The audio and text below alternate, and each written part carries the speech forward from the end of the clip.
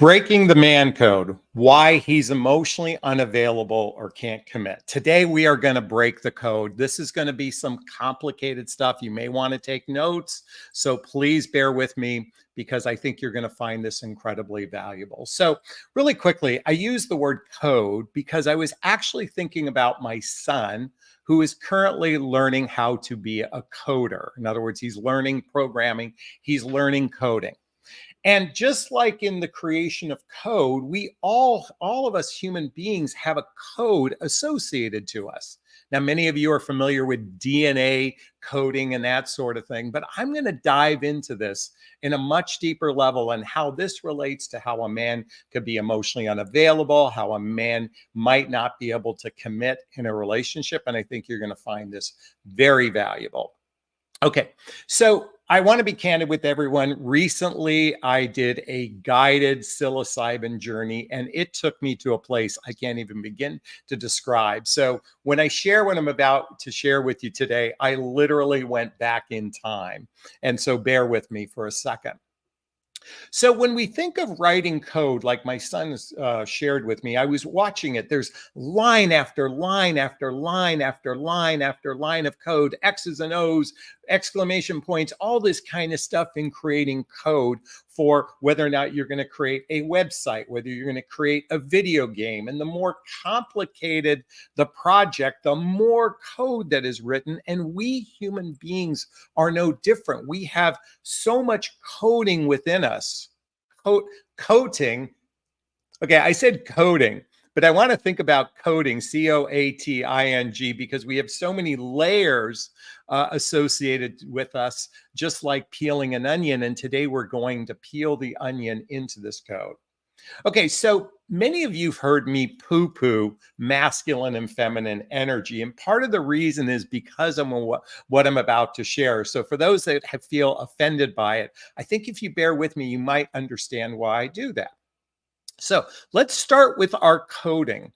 You know, it's interesting. I was watching a podcast differentiating between ancestral mating practices versus our current dating environment. So let's go backward in time 6 million years, 6 million years ago, when we were practically apes and that sort of thing. Now, from what I understand, Neanderthals are about 200,000 years ago. But let's go back in time. And this is what happened in my psilocybin journey. I literally, through my DNA, I went through every past experience of how I got to where I'm at today. I want you to think about this for a second. You have your mother and father. You have your grandmother and grandfather on each of your sides. They have parents on each of their sides. They have grandmother and grandfathers on each of their sides. And if we just go back in time, think of where we evolved. And when we were ape-like, we operated based on instinct. Much of what our DNA programming was based on instinct. This is where you get the terminology provider, protector, hunter, gatherer. We didn't have communication skills to the extent that we have today. We operated on instinct, okay? And then once we began developing connections with other animals, we formed tribes with these other animals. We formed tribes. But again, there was no real communication to the extent that we have today. So we operated based on instinct, and mating back then was actually something rather violent. And what I mean by violent, there was just basically a lot of promiscuity, sexuality, making babies dying, and the perpetuation of the species kept evolving based on this model of just procreation. And again, I know you've heard it over and over. Men are provider protectors, but we have to, and women are nurture and gatherers, but there's so much more to this than just that base instinct. And so when we started to form tribes, what ended up happening is tribes would rival against other tribes. Now, why is this so important to understand for dating, mating, and relating and understanding the code of a person? Because this is the code that has been passed down to us generation. And in many cases, many of us have been, depending on where our ancestral tribe was, Because of war and survival, we experience generational trauma, ancestral trauma through this upbringing of who we are today, our DNA of who we are today. So I want to paint a picture for those of you in the United States. I want you to think back to early 1900 New York, okay? We're going to talk about dating in early 1900 New York. Do you know that there was basically certain sectors where it was the Italian group, the Irish group, the different factions of people all kind of congregated in a certain area, and they mated within that area group. What I mean by mated, they basically were, it wasn't to the same extent that we have this glorified falling in love and soulmates and sort of things back then. We basically mated within the tribe we lived in. And I want you to think back, that goes for millions of years. We mated within our tribe. And within our tribe, there was a level of socialization that happened within our tribe. And so this plays all a part to where we're at today. All of this code that is being written for who we are today is based on all of these experiences through our DNA. It's interesting. I grew up in the 60s and 70s. My parents are from another country, okay? From Turkey. Actually, both my parents are from Istanbul, Turkey. And I knew growing up here, actually, I literally live a mile from the home I grew up in, 2 miles from the home I grew up in. And it felt like I was the only foreign kid. I remember Japanese people, Mike and Kevin lived across the street from me, 2 brothers. I had a brother and a sister. And I knew that we were different than everyone else because most everyone else was a WASP. This started to play into my conditioning. I want you to think back to grade school, to middle school, all of the conditioning that happened for you that makes up your personality today. And I grew up very awkward in that period of time. And it was very challenging. I withdrew. I was afraid. I didn't feel liked. And I'm sure many of you felt this exact same way growing up. And not to mention the imprinting of what happened in my childhood from my parents. Witnessing my parents, our imprinting plays a huge role. If you follow my channel, you're quite familiar with 2 books I always talk about. Attached by Amir Levine and Rachel Heller, and Getting the Love You Want by Harville Hendrix, Helen Hunt. All the books I recommend are listed below. Why am I talking about this? Because this plays a role into who we are, our imprinting, our how we observed our parents is all part of this code that I'm talking about. And many of us have experienced childhood wounds in our upbringing. And I don't mean childhood wounds as severe trauma, although some people have had some really horrific things happen to me. Sometimes a childhood wound could simply be your mother left you at the grocery store alone and you were scared for 3 minutes, but that 3 minutes felt like a lifetime and it imprinted on who you are today. How your parents cared for you imprinted on who you are today. And this reflects the choices we make and how we show up in relationship. And this is why a lot of people can show up emotionally unavailable, can't commit, constipated, if you will, because all of this plays into the code. And then we have our socialization. I said this earlier, but many of us were raised with this blueprint of go to college, get a job, meet somebody, get married, buy a house, start a family. And for many of us in midlife, we've experienced failures. Now, when I say the word failures, I really want to replace the word with lessons, because for some people, our unhappy experiences are lessons to where we are at today. And the question is, have we grown from our lessons? And so all of this code, as I started in this conversation, all of this code that is being written has been written, not, well, is it for us? Has just been written in our lives reflects who we are today. Just like our fingerprint, our thumbprint, every one of us is unique. See, we have these grand expectations that, men are supposed to be provider protectors because that's our influence instinctually. But there's so much more to this code of who we are. In fact, I want to share this with you. It's the 11 ways to get inside a man's head. And I'm just going to put this up here to discuss. But as I just started this conversation, first we have our instinct based on our gender. We do have that. That is just part of our DNA. Then there's our biology. Men and women biologically are different.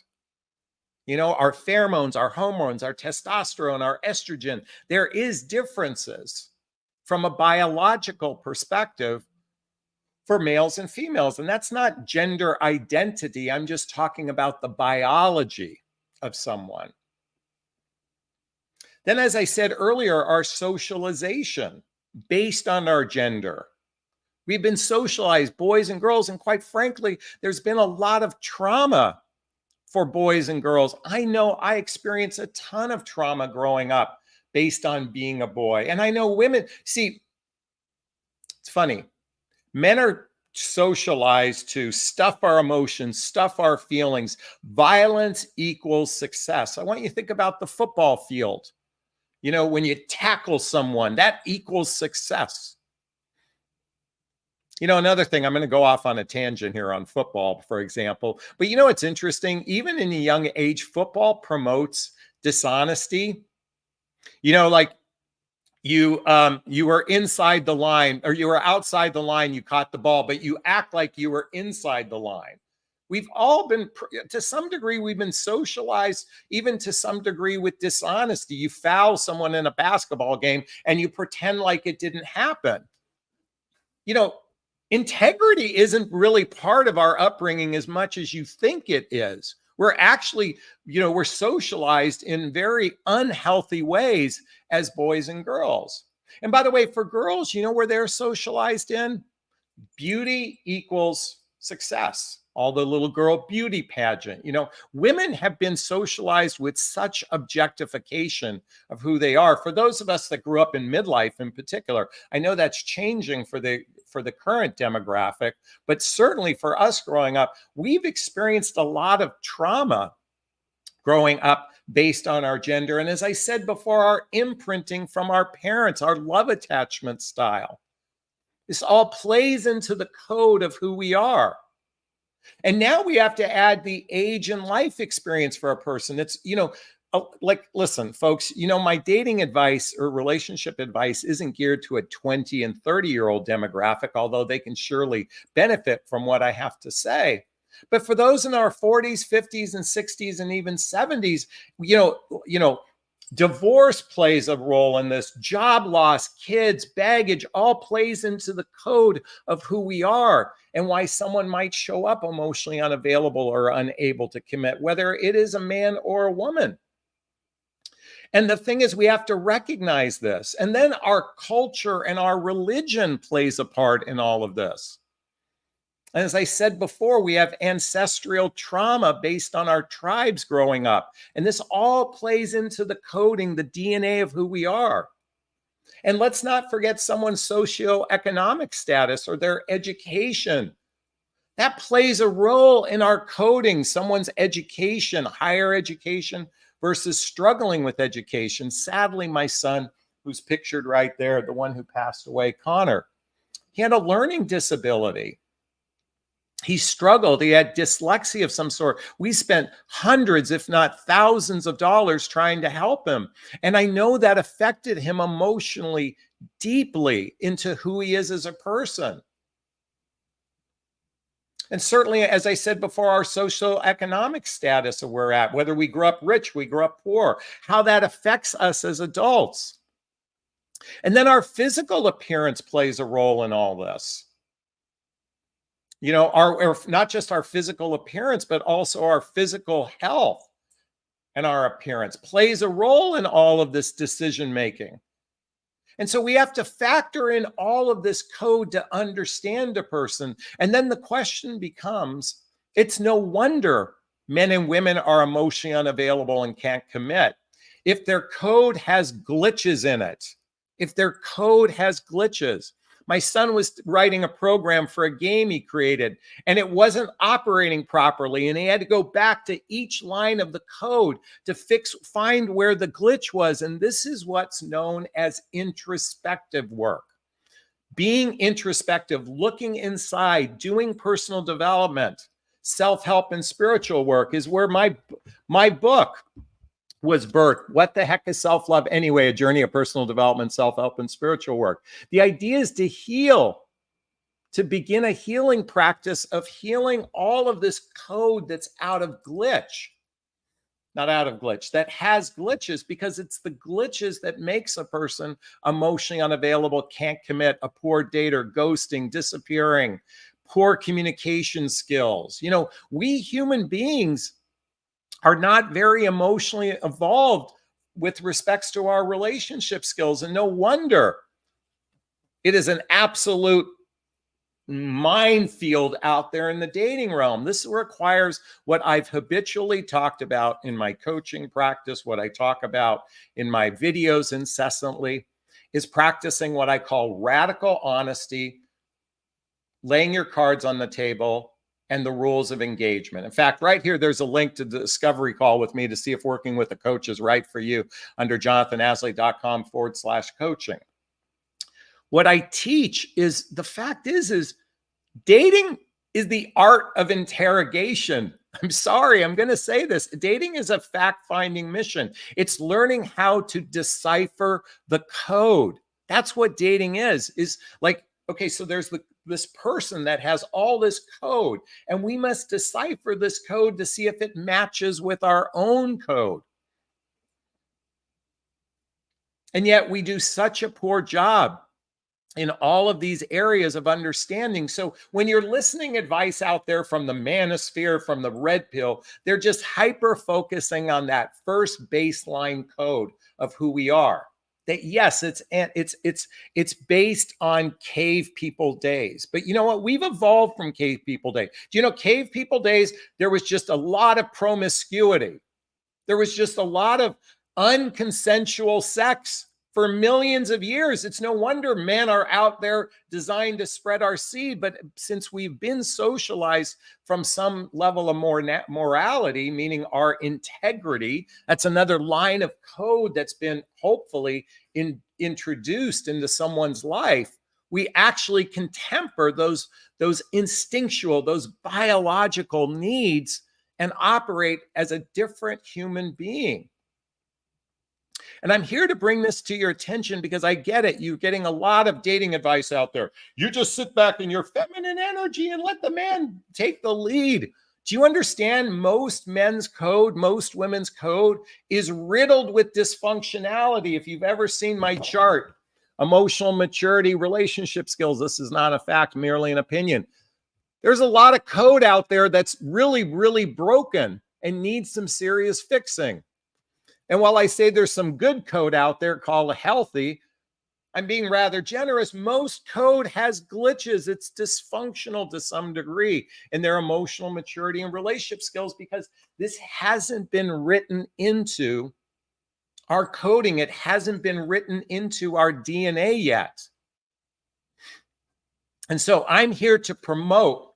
Look at folks, I'm not here to promote you that you are going to find your life mate. I mean, when I say I'm not going to promote that, of course I'm promoting that, but I am not guaranteeing you're going to find a life mate. It's just impossible to guarantee that.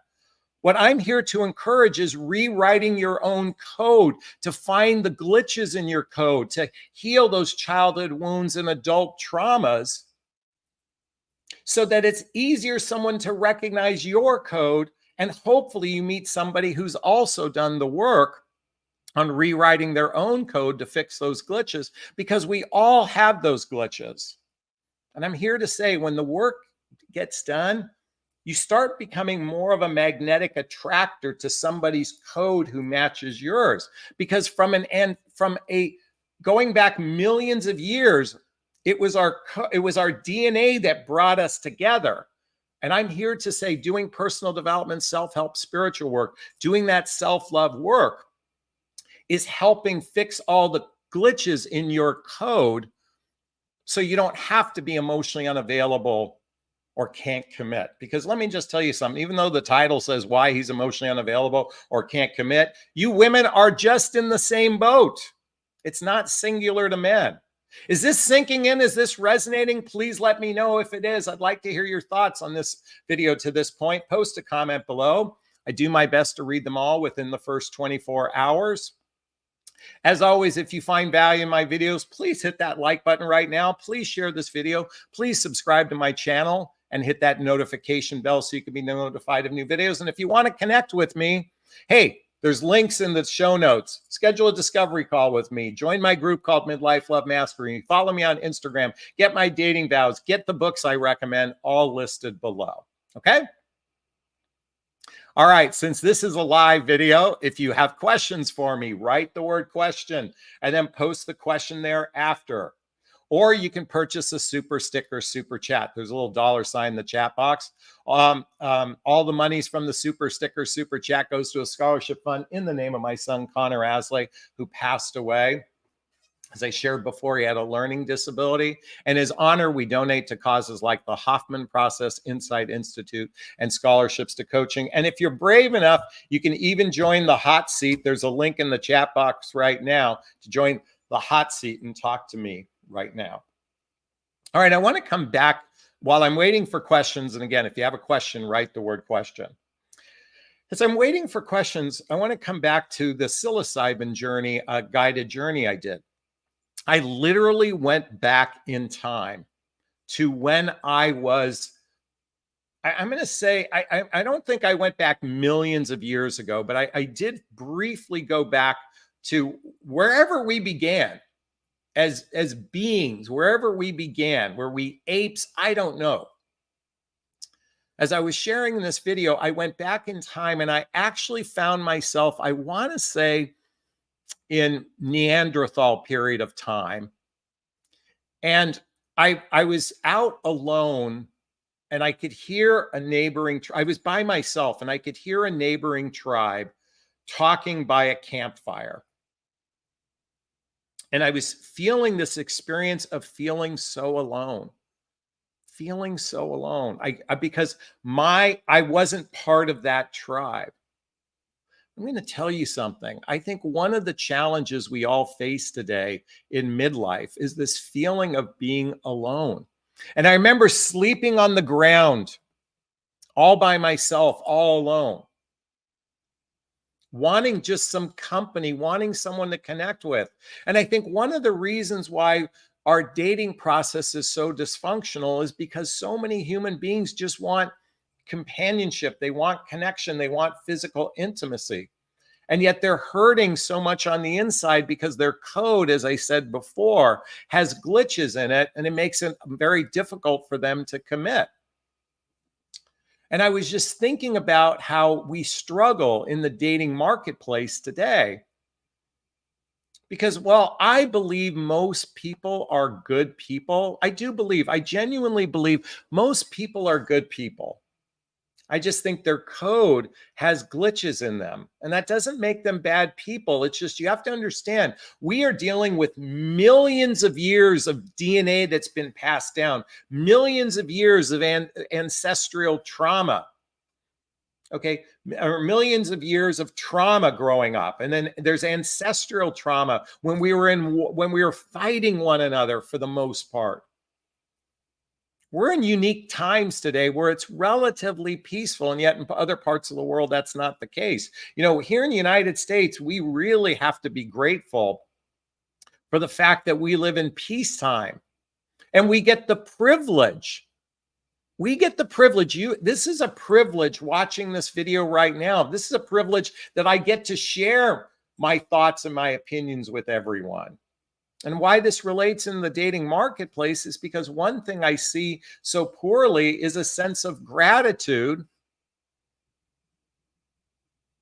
You know, it's so critical. I mean, how judgmental human beings can be. He didn't pay for my coffee. He didn't do this. She didn't do that on the date. We are so critical.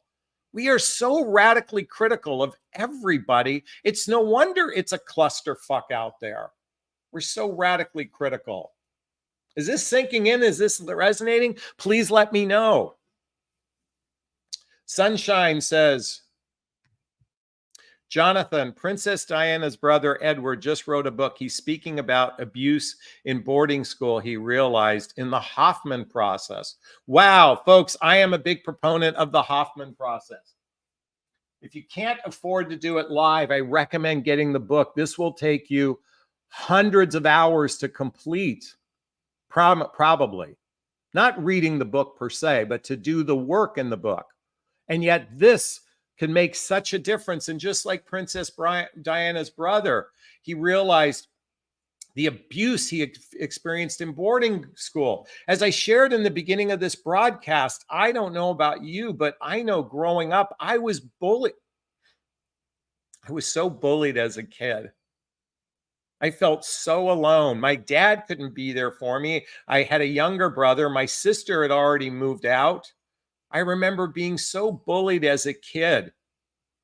Do you have any idea what that does to someone's psyche, how that code affects me, who I am today? And yet the fact that I am vulnerable, authentic, and transparent in my videos, do you know what? I'm actually considered effeminate, which actually feels like an insult. I'm considered a simp by people. Do you know how that affects me as an adult to hear that? Just because I'm willing to share at a baseline level, and yet I'm judged and criticized. And I've had women say that to me, Jonathan, you're too feminine for me.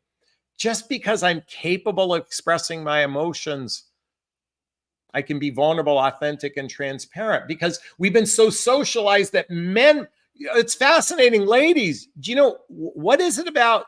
Ask yourself, why am I attracted to jerks? How many of you have experienced that? How many of you have been attracted to bad boys? Where do you think that comes from? This comes from our imprinting, our socialization, our upbringing, our beliefs about ourselves.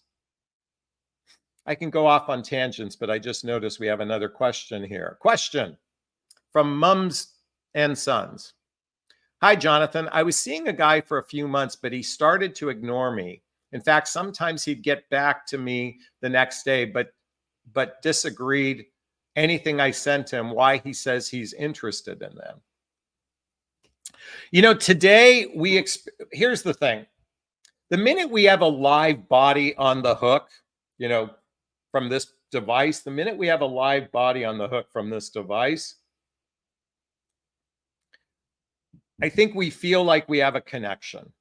As I said earlier in this broadcast, people are thirsty for companionship, connection, and sex, but their code to be emotionally available, their code to be able to commit might have glitches in it, because the two of you have not built that bond of safety with one another. Remember, I was sharing before, I was sleeping alone and I could hear that neighboring tribe. I didn't feel safe to go over to that tribe and just say, can I just sit by your fire pit? Can I connect with you guys? We're so afraid because of all the code that's been written for us. And by the time we get to midlife, we are so riddled with so many code glitches. It's no wonder we human beings are rather dysfunctional. So Mums and Son, I hope that answers your question. My Lounge says, people don't like vulnerable people. They think we are weak. Yeah, you know, I'm constantly being judged by those in the manosphere, the red pill community. This guy's a simp. He's a weakling. He's effeminate. Because these men are stuffing their emotions. And by the way, do you know what stuffing emotions does? It causes health issues. It causes all kinds of mental issues when we stuff our feelings. By the way, if you want to join the hot seat, I just put a link. I'd love to have a conversation about what we just talked about. Trista's in the house. Do you agree? I've heard women aren't meant to carry men's insecurities, weaknesses, and vulnerabilities.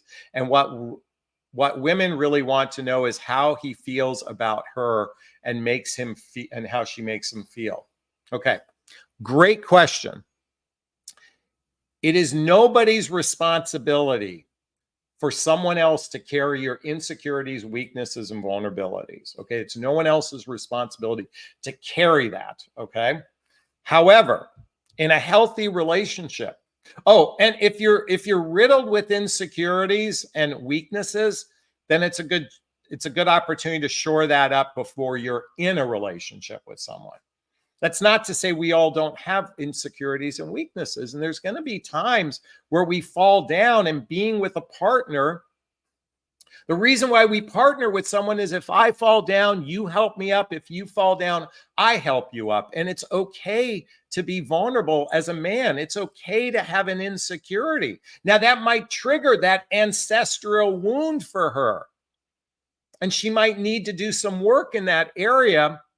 Otherwise, she's going to, she's going to lose attraction for that man. But trust me, if he doesn't have an outlet for his insecurity, guess what's going to happen? He'll die 20 years earlier in this dynamic because he's stuffing his emotions, he's stuffing his feelings, and she'll still be single.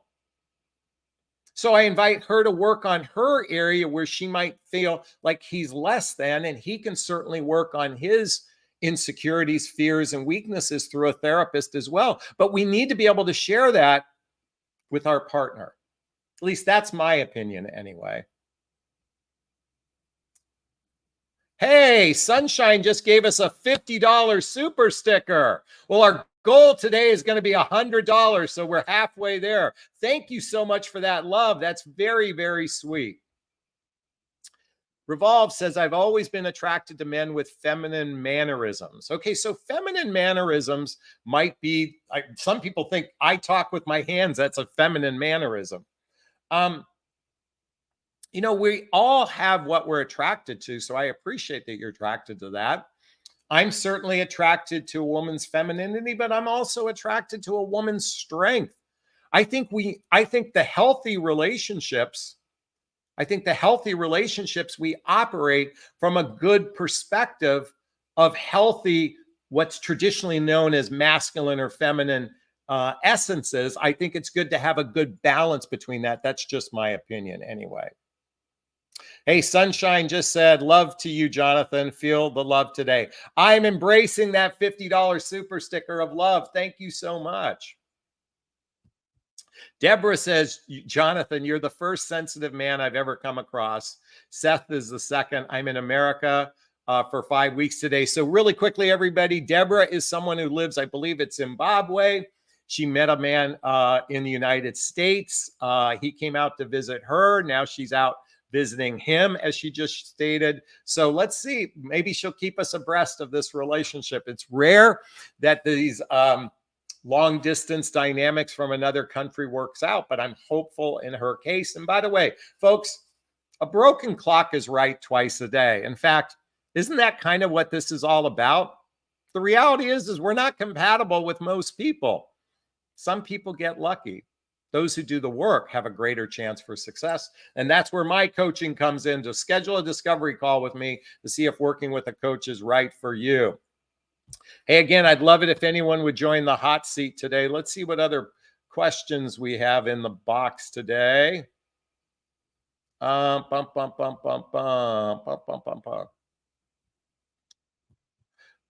Mar Lounge says, I went to a party yesterday. It took everything I had to put myself out there.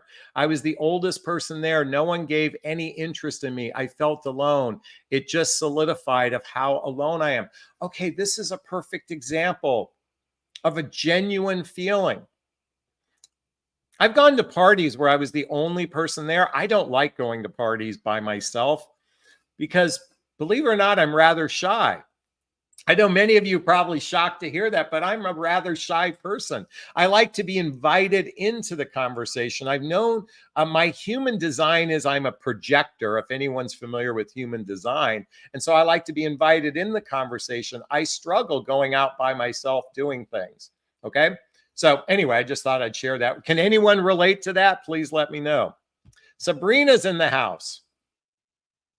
Question. Hi, Jonathan. I'm in a long distance relationship. We travel to each other. I just saw him 2 weeks ago. We have an online group of single people. That's where we met.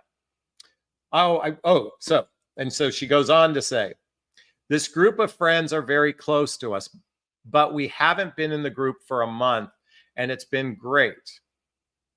Last night, he wanted to go live and talk to the world and the group, and I just got so, tell me what you're going to say. I got so blank. I'll just wait for you to come back. As you're ready to share that next piece in the chat box, I'm just going to say, Irene says, Italian men talk with their hands loudly. I grew up around them in Long Island. Some people don't like the way I yell and I scream in my videos, where I rant. It's just I'm passionate, it is all. Okay, so Sabrina wants to finish up and say, so triggered when he said, I'm going live on TikTok group and are you going to come? I don't know why the group triggers me. I don't want to say he can't have lady friends. That's not fair. I can't help with my emotional outbursts. Okay. He's most likely triggering that territorial protective side of you. Let's go back to what I shared in this video. We go back ancestrally. We go back to our roots. We go back to Neanderthals. We go back to cave people. Okay. The minute we mated with someone, we became very territorial, because so this person that's going back into the group chat, and I have a belief of why he's doing it, and I'll share it with you, Sabrina, but he's going back to the group chat, triggers you, which is totally understandable. Now, let me tell you why I think he's going back to the group chat. Because the two of you are not physically together, because you're in it is a long distance dynamic, right? Yeah. That he needs to fill that void when you're not there, and that chat room fills that void. Folks, when we are doing long distance, it puts so much strain on incessant communication to keep the relationship alive. It takes so much incessant communication to keep that relationship alive. And so he's going out to get other forms of connection. Just like if you were in a relationship with someone you lived with, it's good to go out with your friends. It's good to go out. Men need to go out golfing with their friends. You need to go out with your lady friends and go shopping or whatever you do. Needlepoint groups. I don't know what you do with your friends. Maybe you go play pickleball with your friends, but we need to have friends. We need to have socialization. The problem is, Sabrina, your long distance relationship puts so much pressure on constant communication to feel safe. And so you're experiencing that. So the question I have for you is, how are you going to take this long distance and shorten it? What is your game plan? Why are you investing in this relationship? Start to have those deeper questions. And by the way, Sabrina, I think it's important to share your feelings. If this is a genuine relationship, you can share your feelings. But Jonathan, this duct tape. Duct tape is the fear of speaking your truth, because you might fear he'll end the relationship. But the minute you speak your truth, by the way, in my book, What the Heck is Self-Love Anyway? There's a chapter 9. By the way, there's a link below to get a copy of my book, chapter 9. If it's sincere and from the heart, Sabrina, you can't say the wrong thing to the right person. Speak your truth to him.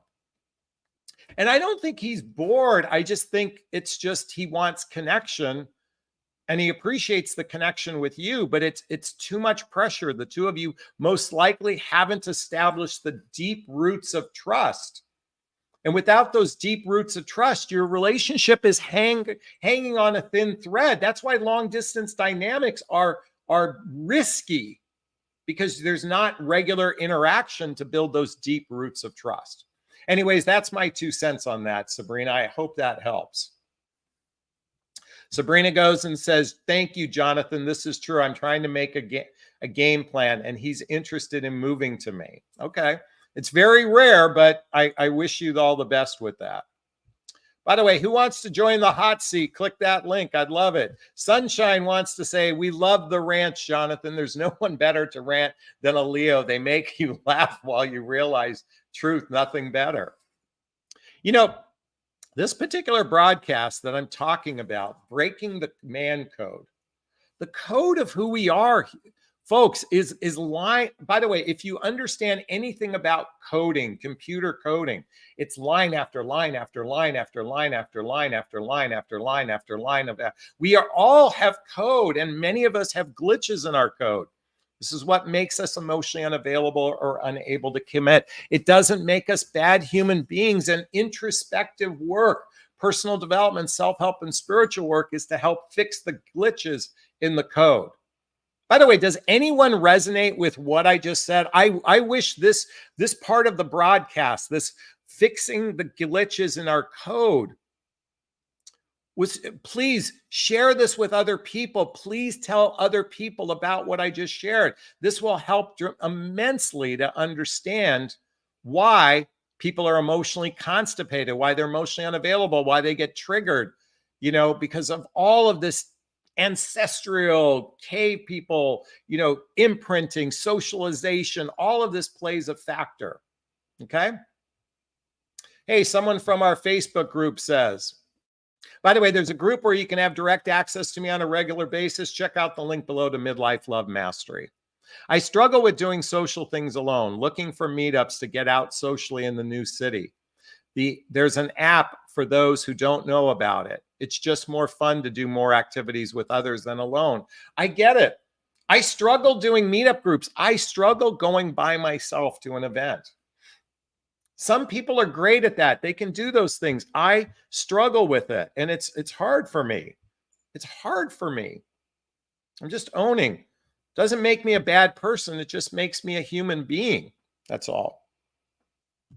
Live Your Best Life over 50 says, love your video today. Thanks for showing us that men can be vulnerable. You're very welcome. You're very welcome.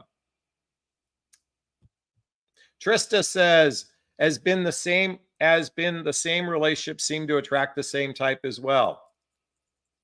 So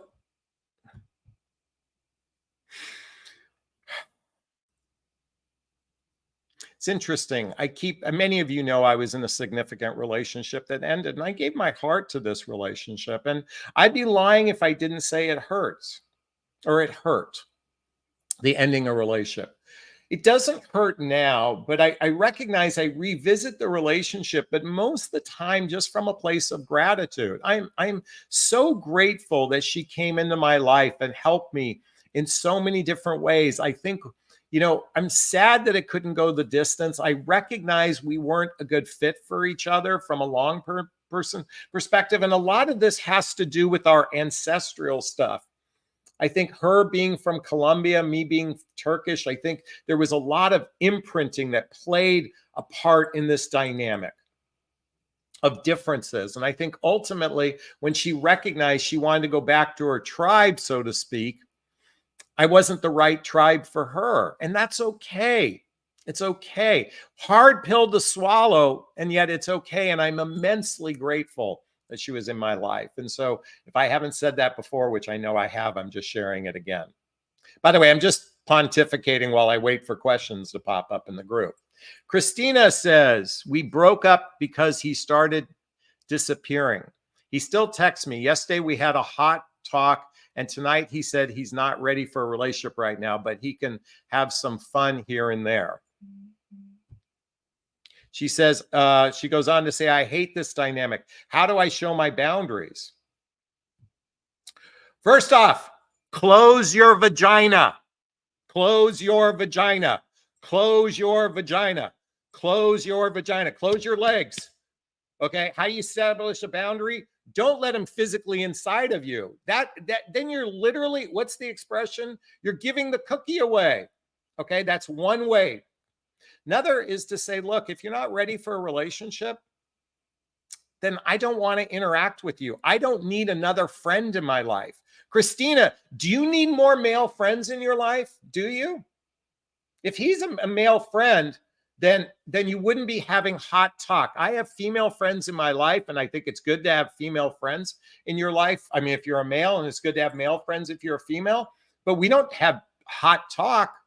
How do you establish your boundary? You speak up. Say, look, I appreciate that you are not ready for a relationship. I am ready for a significant relationship. Because of that, I'm going to reserve my time for somebody who wants the same thing as me. But I'm going to say something. I give you a 30% chance you'll listen to my advice.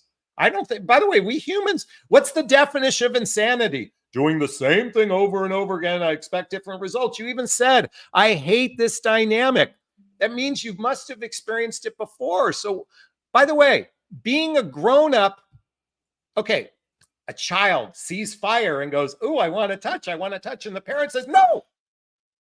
Okay, because they know it's going to burn them. You know this is going to burn you.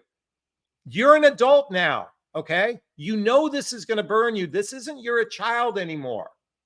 I'm sorry if I'm tough on you, Christina, but this is your big brother speaking to you. Look, if I could be there for you on a first date, I'd have a shotgun pointed at the guy's face and saying, what's your intention with my little sister? I'm here to say you have to be your own big brother right now. Close your legs. Don't give him any vagina. Tell him what you want and move on. That's how you set a boundary. Okay? You don't need to be friends with a guy who doesn't listen. I'm telling you, don't need to collect male friends.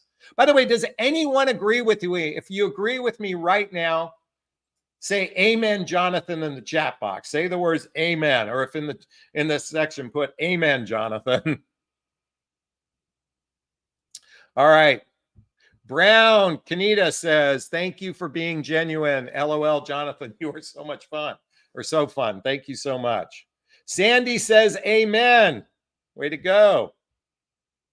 Folks, you only have yourself to blame when you know the right course of action and you don't do it. It's like, look at, you want to lose weight, but you're eating chocolate cake all day long. Okay? Look at, we have control. We do have control. We do have more control than we think. Our choices, every thought, every action has a consequence. And it's naive to go, and by the way, it's so easy to play childlike and then go, oh, well, it's okay, you know. And then we live in this delusion that we can change someone else's opinion.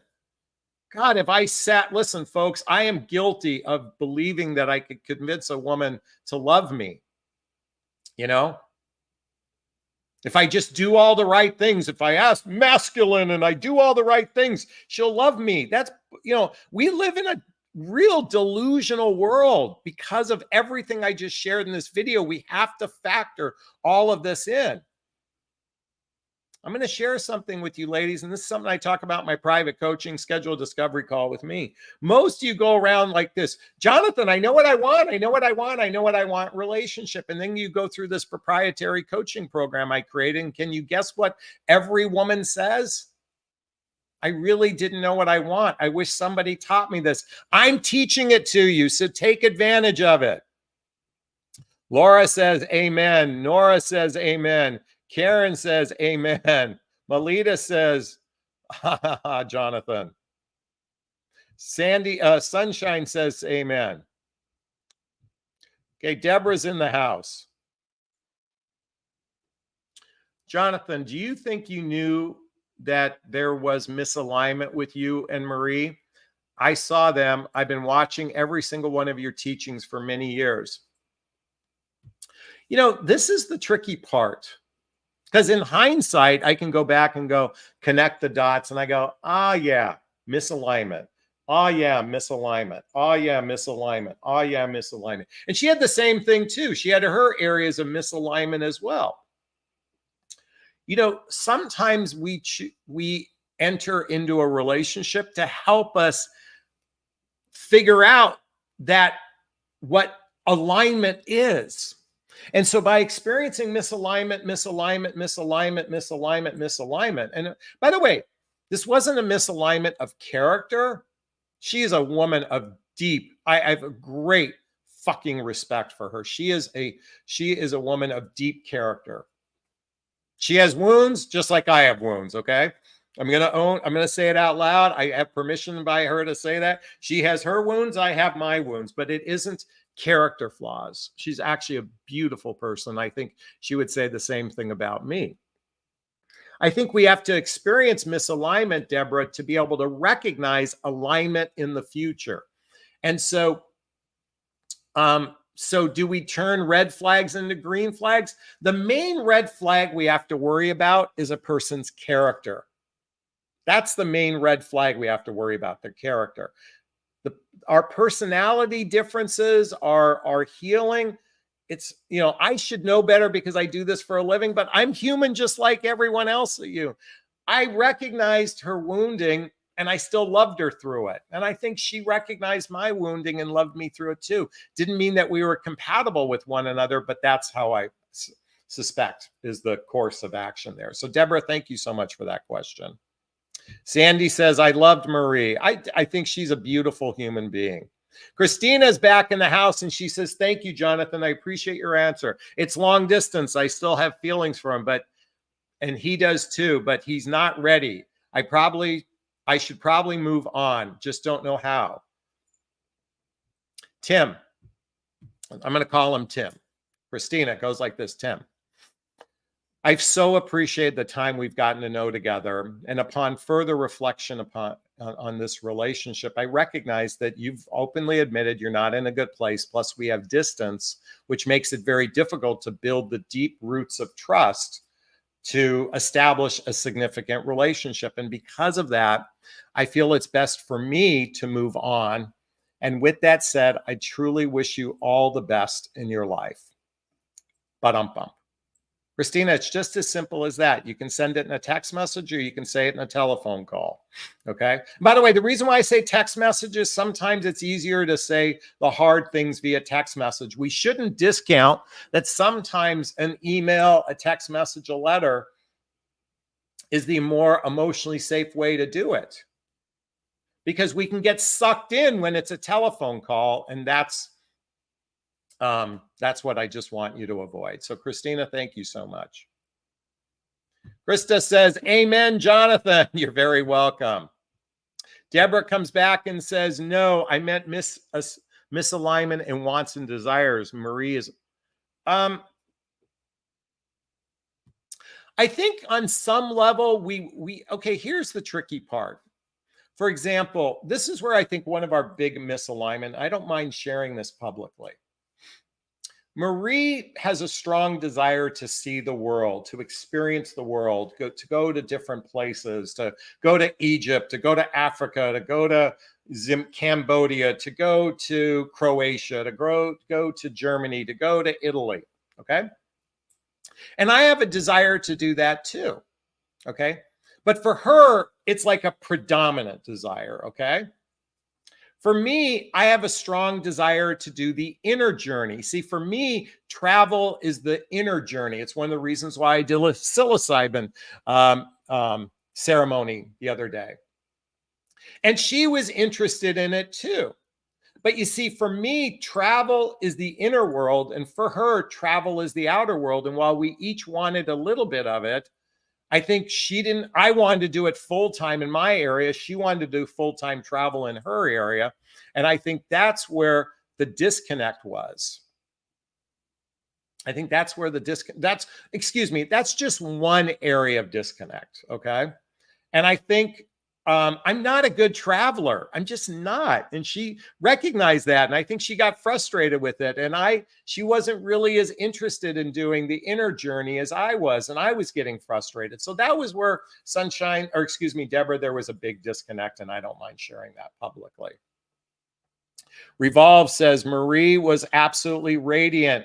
I miss her on the live streams. We had fun. I recognize that there was some disconnect between us, even on that, emotional level between the two of us. But, we had a lot of fun too.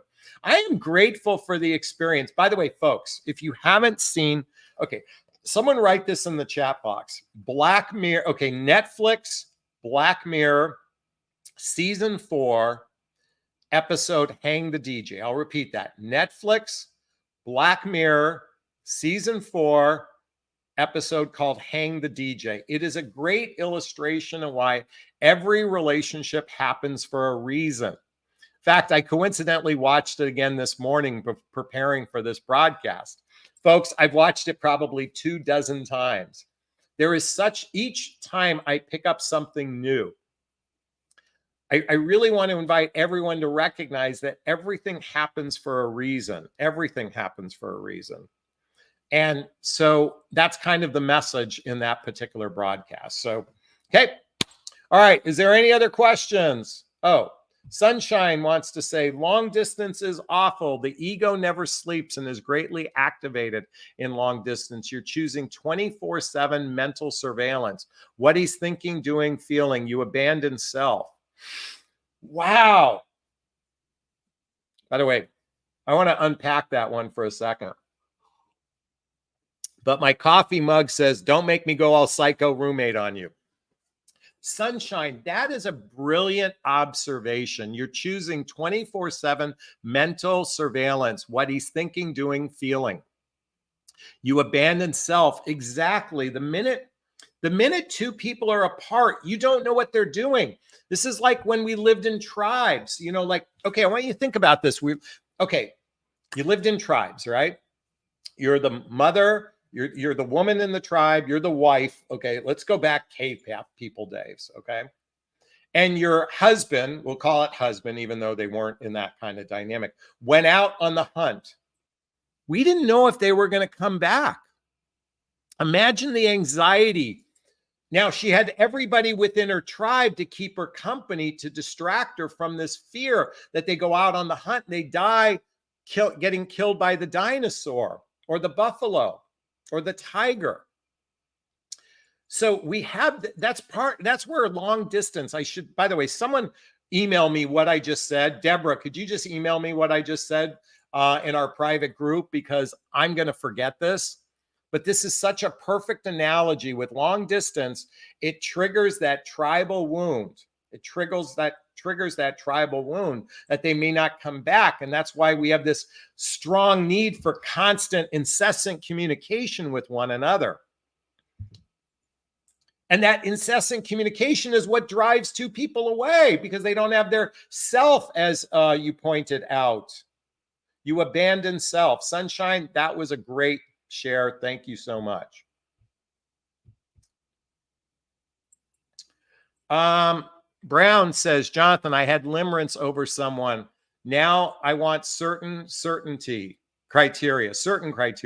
When you say women know what they want, know what we want, how important is it to stay in our boundaries we set for ourselves? No, I said, Brown, women don't know what they want, hence why they have poor boundaries. You have the fantasy of what you want based on this Prince Charming narrative, but you don't know at a granular level who is compatible with you. And men don't know this either. Men are winging it. It's all based on, you know, if a man feels good, he chooses you, but that doesn't mean you're in the right relationship for one another. Okay, I can go on and about that. Michelle Nyman, oh, she's in the house. Okay. Does long distance count? They work out of the country for 2 to 3 months, but then he's home for 2 or 3 months. And when he's home, it makes every attempt to spend time with me, although I work a lot. Does long distance count when they work out of the country? You know, ultimately, long distance relationships, again, they have long distance dating has difficulty building the deep roots of trust, because trust is built through social activities, hobbies, mutual interests, spending time with family and friends, traveling together, teamwork, building skills, both in our personal and our professional life. So when he's in town, I recognize, but what you really have is a friend with benefits. Okay. Because are you building the deep roots of trust? I don't know. You'd have to hire me to do some coaching with you. Then you'll know. Okay. And Michelle, I just want you to know you didn't return my call before. Okay. All right. Marianne is in the house. Personal question. Other than experiencing for the first time going all in with somebody, what do you think you learned about yourself that you might need to do less or more of next time? Um, so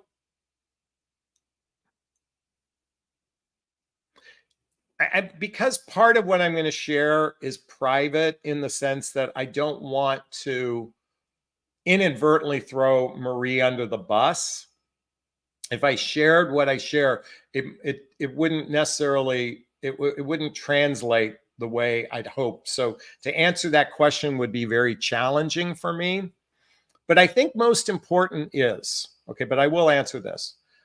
A mutual passion for personal development. Again, I shared before that inner world is so important to me. She was passively interested in it. For me, I need somebody totally in it.